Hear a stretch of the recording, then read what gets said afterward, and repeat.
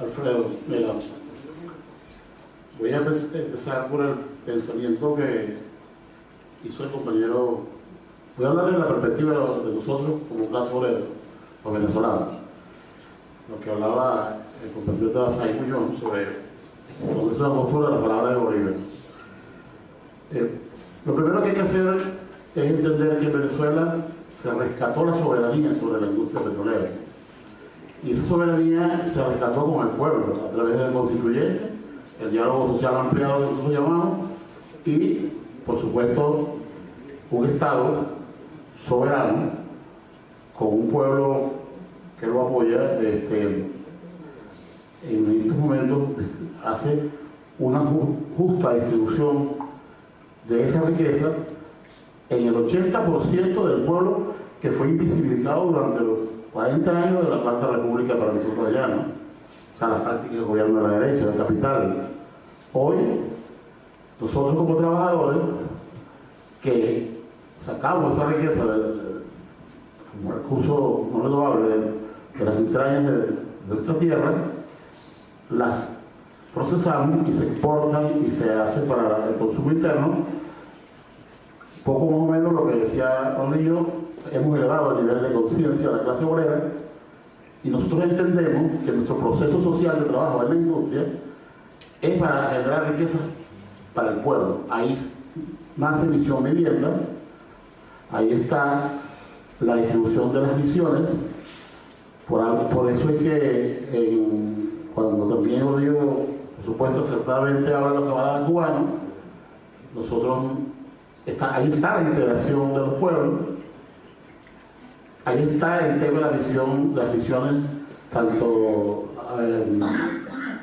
la misión técnica, misión Riva, todas las misiones que el comandante desarrolló para ir al analfabetismo cero en Venezuela. O sea, toda esa riqueza que antes se la llevaban y que no las veía el pueblo, simplemente veía las camionetas pasar y veía los balancines extraer el crudo y los mechurrios quemando su riqueza. El comandante Chávez, a través de la constituyente, como con el pueblo, logró recuperar esa riqueza, controlarla de una manera soberana y distribuirla equitativamente.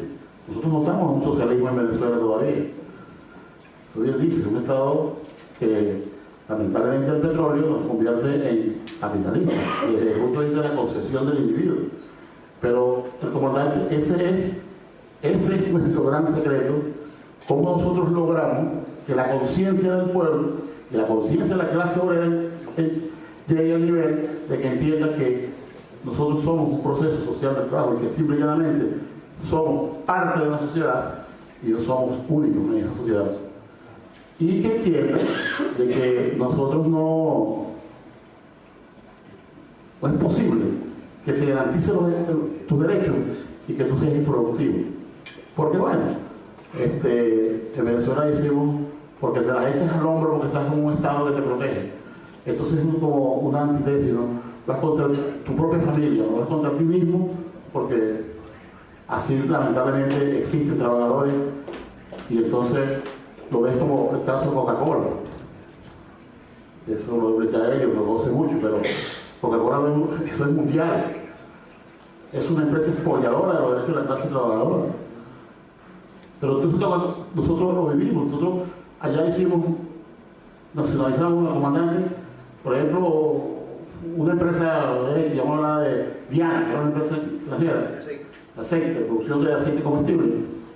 Los trabajadores con el privado trabajaban, bueno, como unos animales y les pagaban lo que le daba la gana del empresario. El Estado la gana, entonces los trabajadores vienen a pedir el contrato colectivo, vienen a estar, porque resulta que ellos dicen, no, ahora es el Estado, no, ahora no trabajo y ahora quiero más. Entonces ahí está, por eso yo decía en mi intervención, que nosotros estamos en un proceso político, porque necesitamos consolidar la revolución, pero la lucha es nuestra como clase. Va a venir ahora con esta ley donde vamos a entender el proceso social del trabajo y entender que nosotros somos parte de un Estado, somos parte de una sociedad y que sin los trabajadores y sin nuestro esfuerzo, esa revolución se va al traste, ¿no? Entonces, eso explica más o menos, y bueno, la actividad en particular es, bueno, por supuesto, conocernos, intercambiar experiencias. Nosotros sabemos la nuestra.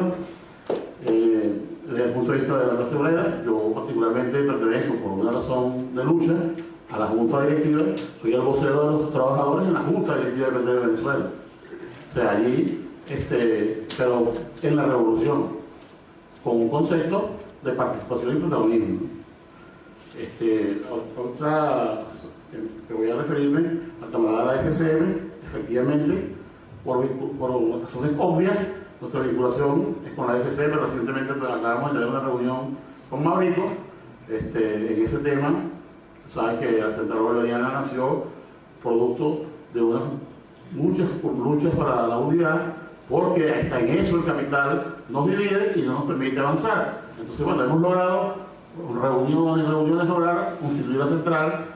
Nosotros allí sabemos que en la CCI y en las otras organizaciones hay compañeros de pensamiento de avanzada, como los hay, por supuesto, con compromisos con la burguesía y con ese sindicalismo corrupto y bandido que ha vendido prestaciones, que no le importa sino los derechos individuales de cada uno de ellos.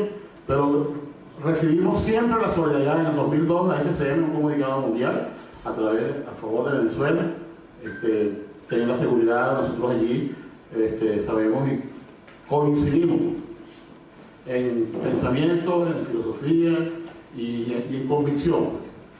Muchas gracias por el apoyo siempre, muy grado. Vamos a darle el tema, aunque parezca, Helio maneja en el Ministerio del Trabajo el tema de todos los sindicatos, el tema reivindicativo, de estas cosas. Entonces, bueno, vamos a dárselo a Helio para... Sí, yo estoy en el área de negociación colectiva y derechos laborales, o sea que todos los premios me tocan a mí.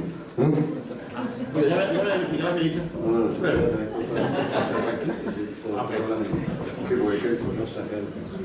Mira, en particular voy a responder algo más fácil, después me meto en la otra dos complicada y le devuelvo a Will para que maneje el tema, explique bien el tema de las milicias obreras, ¿no? El tema de la Coca-Cola, fácil. Allá la Coca-Cola es una empresa secundaria en el área de bebidas. Hay otras dos empresas que la llevan, es una empresa pequeña, tiene 4.000 trabajadores, tiene aproximadamente 7 plantas en el país, con contrataciones colectivas separadas en cada planta, y siempre hay negociaciones muy complicadas. Creo que la última negociación de Coca-Cola en la planta de Valencia culminó con una huelga que duró 30 días y al final los trabajadores lograron los objetivos de la negociación colectiva. En cuanto a despidos, ella tenía una reducción de mercado y ya está solicitando ahorita, de los 3.500, está solicitando 626 despidos por la vía de que tiene que solicitarlo y se le autorizaron 23. Y es lo único que puede despedir. O sea, se revisó, no había razones ni justificaciones. Los 23 que se autorizaron fueron por casos de robo o de violencia o daño a maquinaria, y no había razones económicas para una reducción de personal. Eso fue lo que se autorizó y eso es lo que va a poder hacer. No puede despedir ningún otro trabajador. Había otra pregunta, bueno, la compañera contestó. La CTB, que era la vieja estructura sindical, que efectivamente controlaba casi un 90% de los sindicatos existentes, prácticamente por coacción y persecución. Ya a finales del 80, después del Caracazo, empezó a perder mucha fuerza. De hecho, ya para cuando llega Chávez al gobierno en el 98, apenas representaba el 40% de los sindicatos existentes, y la mayoría eran sindicatos independientes que surgieron en esa época. Hoy la CTB representa menos del 3-4% de los sindicatos existentes. O sea, no tiene prácticamente ningún peso. Entonces sigue perteneciendo a la CCI, a una corriente que también fue desplazada de la central a nivel de América, y no sé en particular si alguna organización sindical lo apoya desde España, pero sí sé que sectores de la derecha de la CCI la siguen financiando, ¿no? Eso. Bueno, voy a meter en las dos más complicadas. Obviamente hay cosas que no puedo decir como representante del gobierno que soy, ¿no? Obviamente. Hay un tema. Nosotros también tenemos un problema. Hay el mecanismo Hay un mecanismo normal en el capitalismo de dominación de la clase obrera que no solamente la represión. Creo que eso es lo último que llega. Hay un proceso educativo, de gobierno, de formación, que te ponen a la gente que el trabajo dignifica, el trabajo dignifica, el trabajo mejora, y los que se enriquecen son los que no trabajan, ¿no? Y a uno solamente lo que termina descubriendo con el tiempo que el trabajo cansa, ¿no? Y no logran precisamente otro tipo de beneficios. Y esa estructura donde está metida la iglesia, la educación, que lo enseñan a uno de pequeño, de esa estructura también hay un sistema represivo, que son los despidos como mecanismo de garantía de trabajo y el tema policial. La llegada de nosotros al gobierno simplemente, sin quitarles el poder económico, le quitó el poder político y perdieron el aparato represivo, ¿no? Y de alguna manera han venido se destruyendo. Hoy el trabajador no le tiene ese miedo al patrón que normalmente le tenía, es al revés. Y eso ha tenido una influencia, porque como no hemos construido unos valores, como decía el compañero, no hemos construido todo el socialismo, entonces hemos venido eliminando los viejos valores del capitalismo y nos ha costado construir los valores del socialismo, y eso ha tenido una influencia en la productividad, ¿no? Ahora, eso no es solamente así, hemos tenido problemas y experiencias. Nosotros hemos hecho, lo bueno de nuestra experiencia es que nosotros aprendimos a que no había nada escrito y que todos teníamos que descubrirlo, inventar. Y hemos hecho procesos, hemos hecho autogestión, cogestión, dirección sindical, toda vaina. Y hemos tenido experiencias exitosas y la hemos puesto la cagada bastante. Y hay vainas que nos han salido muy bien y vainas que nos salieron muy mal y la hemos corregido, la hemos vuelto a poner. Hemos tenido fábricas que se la quitamos a la burguesía y no la hemos podido arrancar, ¿no? Porque lo que nos dejaron fue un huesero, ¿no? Y hay otras que ellos no la pudieron hacer funcionar, las tomamos nosotros y han sido empresas muy, muy exitosas.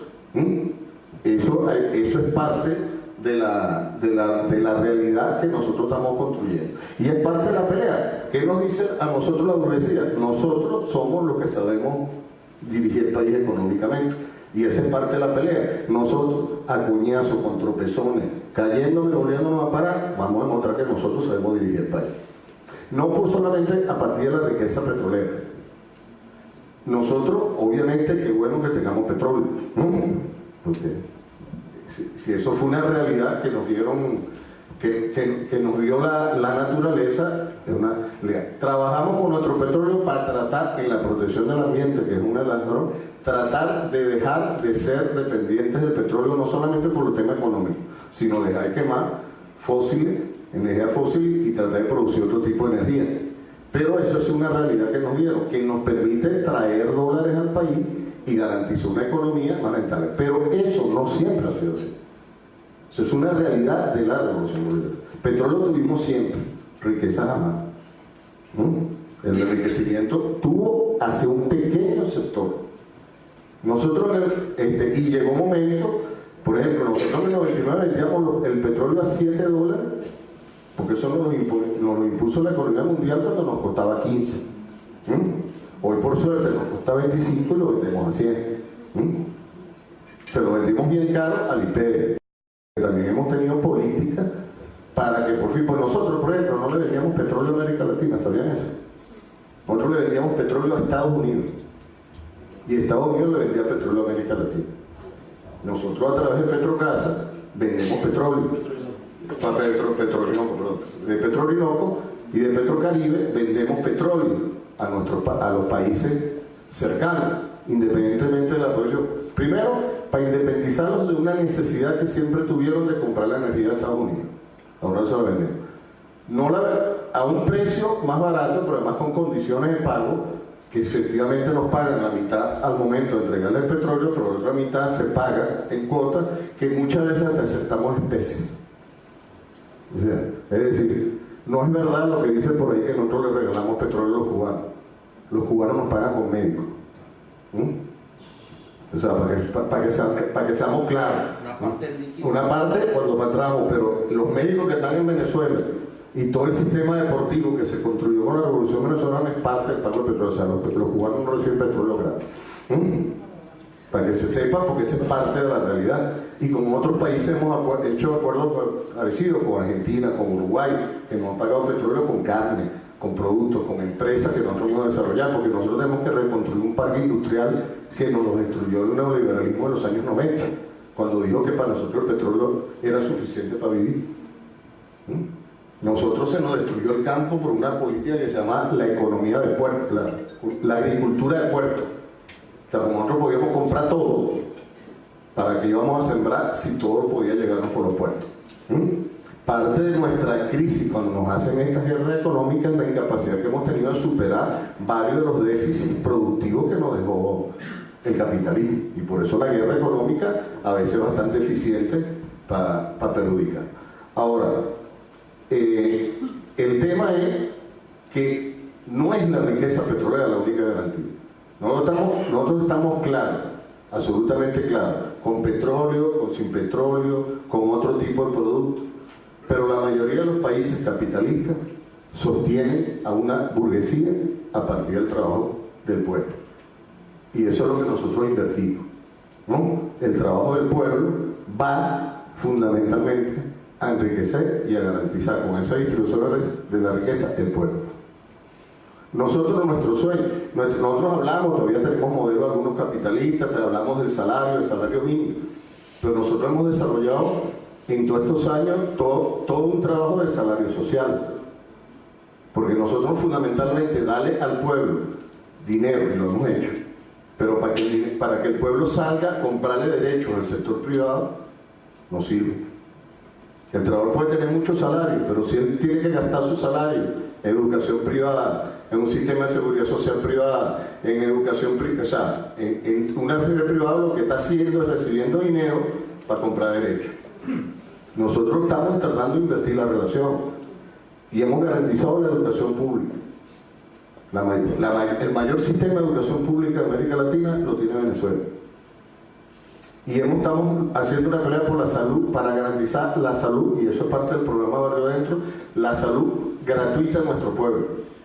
Entonces, al garantizar salud gratuita, tenemos toda la distribución de mercancía a través del mercado. Vea que la guerra económica, las acciones de saboteo que nos hacen las guarimbas, van fundamentalmente dirigidas a quemar depósitos de comida. ¿Por qué? Si se supone que ellos dicen que están luchando contra el hambre del pueblo, lo más lógico que hicieron lo que hacíamos nosotros, que era que agarramos esa comida y la repartíamos.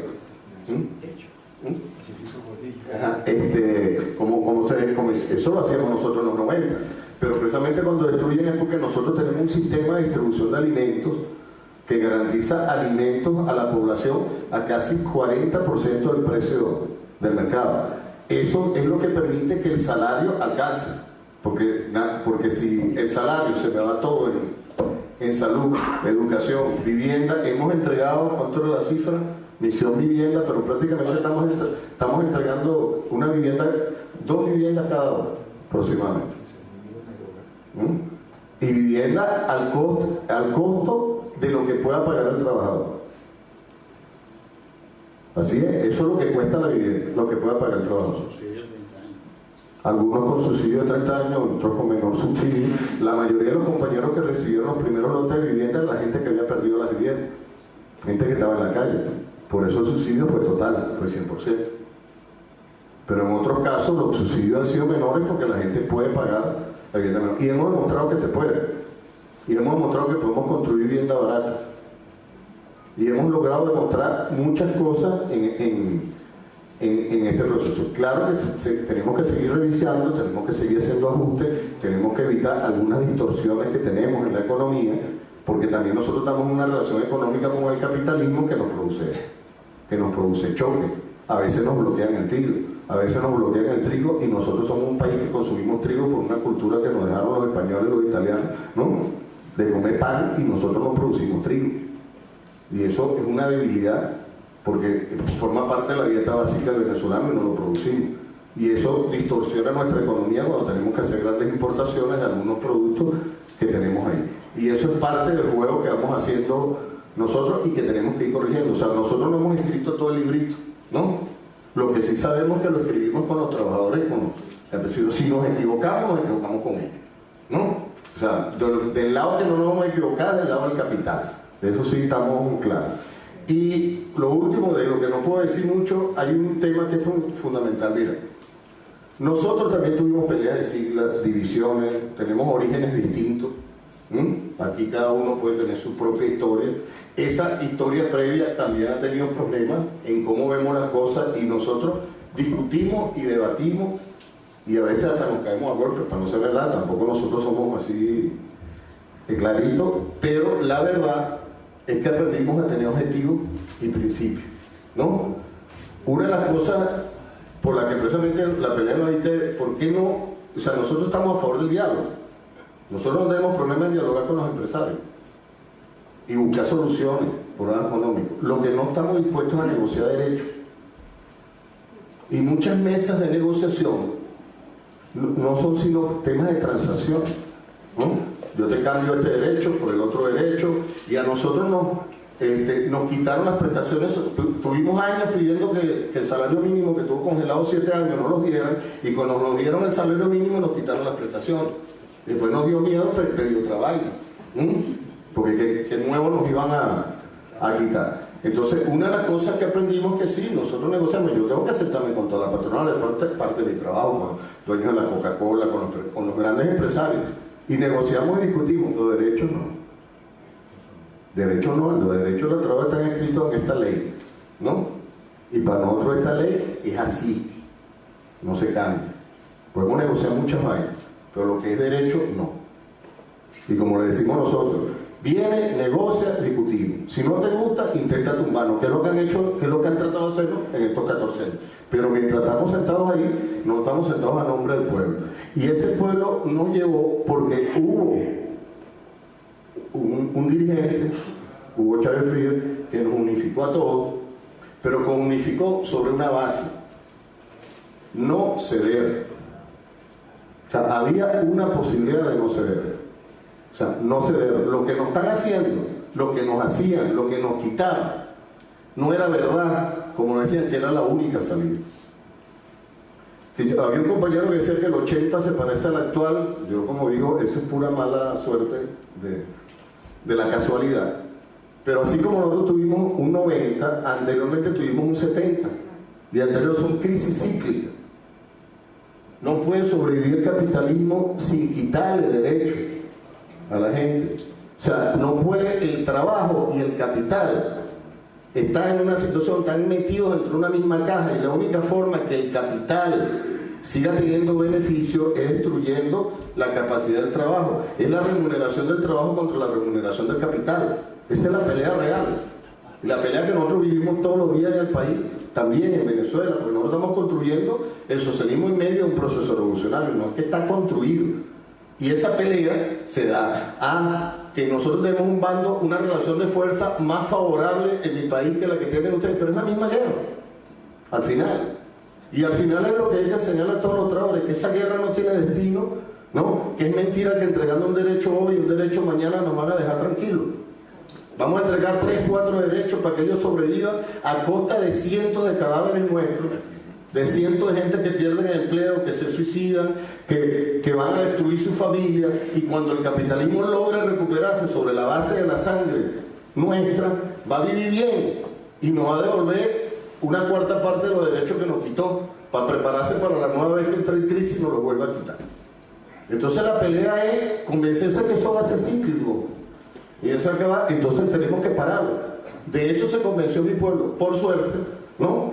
Y votó por un presidente que además tuvo la otra cualidad: fue a fondo con lo que se comprometió, con lo que se comprometió con el pueblo, ¿no?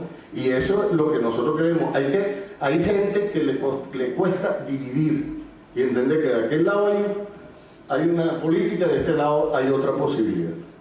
Muchos compañeros nuestros de la izquierda venezolana, ante la crisis del 27 de febrero, intentaron servir de apalancamiento de la vieja burguesía, del viejo sistema, de las viejas instituciones, ante el miedo que se cayera.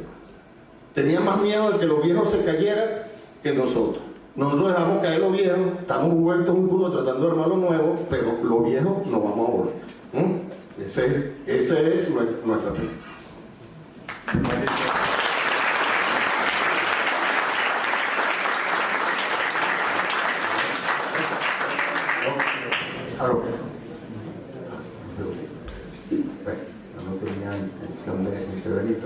un tema que realmente a mí me apasiona.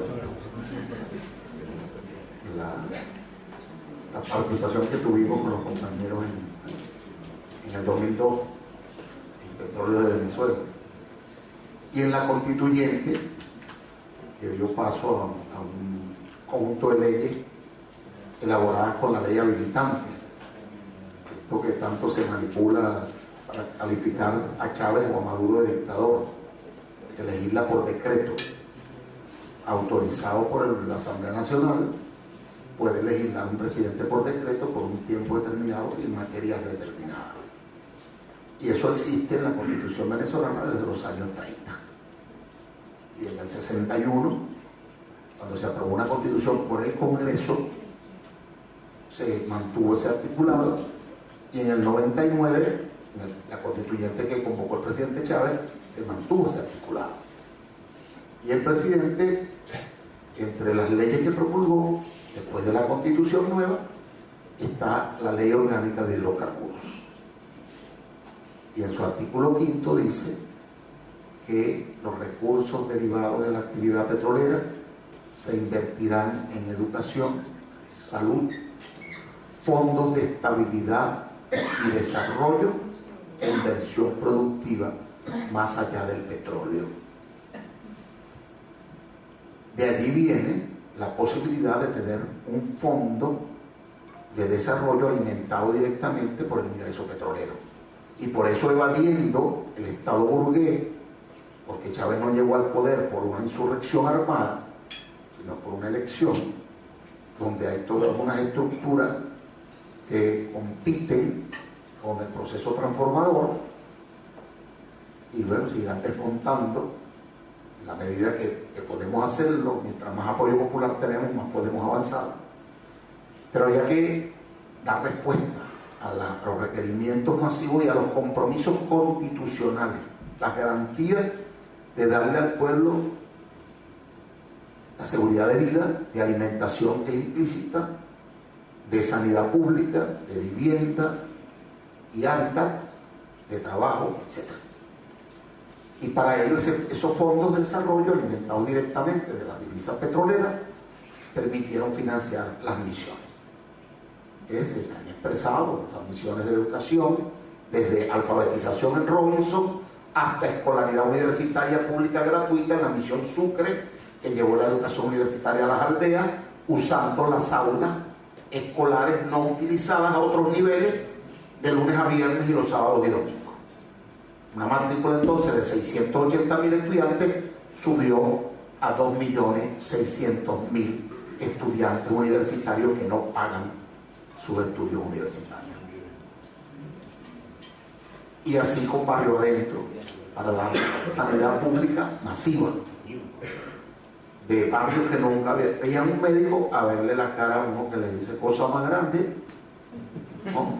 Médico cubano, pero ahora hay varios miles de médicos integrales generales venezolanos que irán sustituyendo médicos cubanos que están ayudando en otras áreas, muchos de ellos, y otros seguramente cuando termine su misión vuelven a su país o van a otro, porque esa solidaridad es un valor, es un principio que asumió la sociedad cubana y se expresa y se seguirá expresando, como bien señalaba el camarada Cañamero. De modo que esta transformación de la Constitución y las leyes permite esto, y hay unos antecedentes que tenemos que referir. Pues siempre se dice que el gobierno de Chávez y Maduro ahora tienen una chequera petrolera y viven regalando los dólares y comprando solidaridad. ¿Qué pasaba antes? Antes el país se endeudaba, contraía deuda externa en dólares y luego el gobierno la pagaba. Y cuando fue a pagar esa deuda en dólares, el gobierno muy célebre socialdemócrata de Jaime Lucinchi, que yo digo que para descanse, murió hace poco, este señor anunció que lograba el mejor refinanciamiento de la deuda externa venezolana del mundo. Pagó o se comprometió a pagar a un costo de servicio de deuda muy alto toda la deuda pública, y metió en el paquete de la deuda pública la deuda externa de la patronal y pagó toda la deuda que nosotros llamamos de fedecámaras. Y los pagarés de esa deuda se los dejaron a los banqueros. No los tiene el Estado venezolano. Esa deuda es irrecuperable. Una transferencia neta de capital a nivel internacional. Un mecanismo. Otro mecanismo. Financiaban a la ganadería, entre comillas. Esa inversión no fue al incremento de la productividad agrícola y pecuaria, y luego la condonaban. El presidente Carlos Andrés Pérez, también socialdemócrata, prestó de una gran cantidad de préstamos agrícolas que no fueron invertidos en el campo, que se convirtieron en carros de lujo, en piscinas en las granjas, en antenas parabólicas que estaban de moda en ese tiempo, aquellas gigantescas antenas parabólicas, en viajes aquí, viajes allá. No hubo incremento de la productividad y luego condonaron la deuda. Así muchos ganaderos o empresarios, entre comillas, hicieron fortuna con deuda pública, ya no externa, sino interna. La regalía, el pago del derecho a explotar el recurso natural no renovable, petróleo, cuya propiedad de los yacimientos es del pueblo venezolano, de la nación, desde 1829, por decreto de Simón Bolívar, ratificado después de su muerte, porque el decreto ocurrió en la vigencia de la Gran Colombia, ratificado después de su muerte cuando se rompe la Gran Colombia por el Congreso venezolano. De modo que desde 1829 hasta la fecha, los yacimientos de petróleo y todos los minerales del subsuelo venezolano le pertenecen a la nación.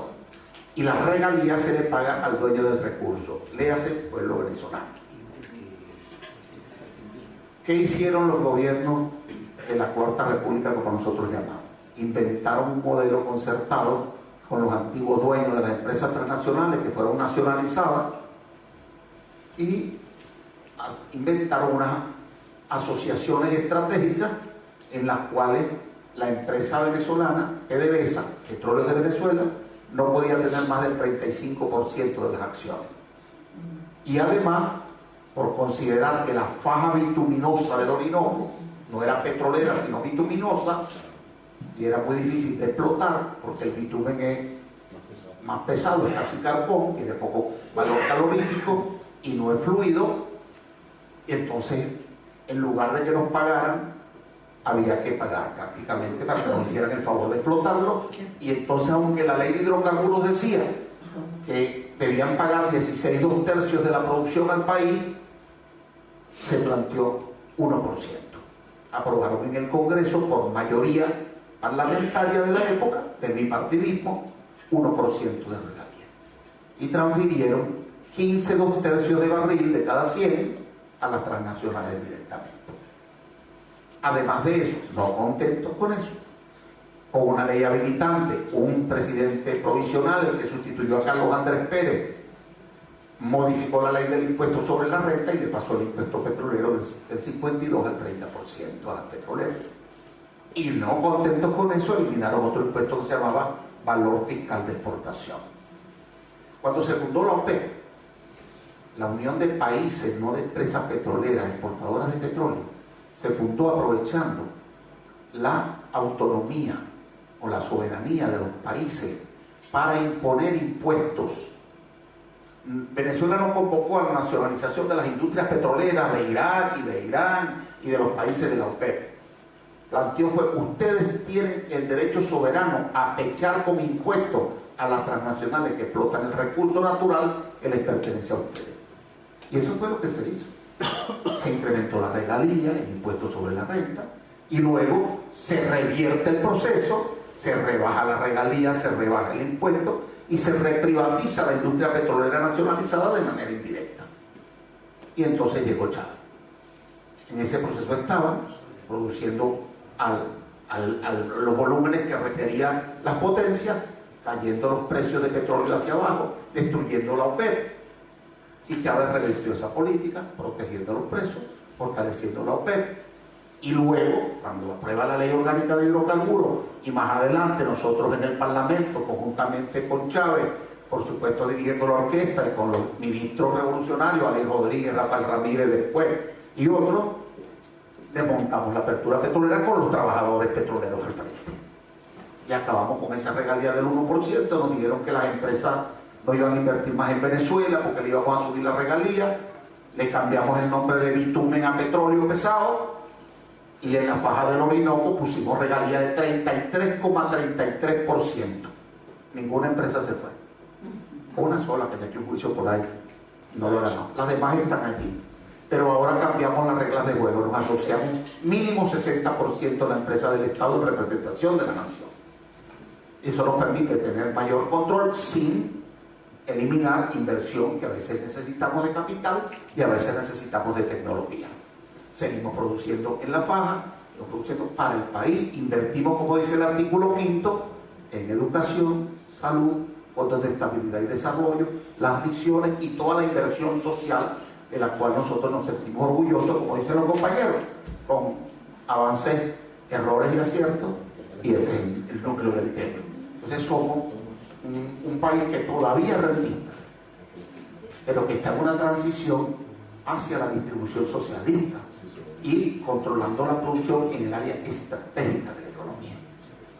Pero ahorita está en debate por el modelo de cómo el socialismo se desarrolla, como la economía china, como la economía cubana. Nosotros participaremos en ese debate, pero teniendo clarito cuál es el objetivo. Lo señaló, lo que Bolívar decía: la mayor felicidad para el pueblo, la equidad, la justicia, la justa distribución, que todo el mundo participe en el hecho productivo, que los trabajadores den de sí toda su capacidad y obtengan en retribución la satisfacción de las necesidades en términos sociales.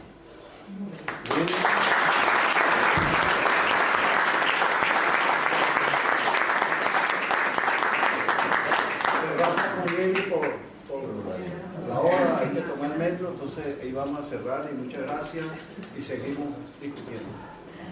Mario muy generoso por Lucín, que está en paz descanse.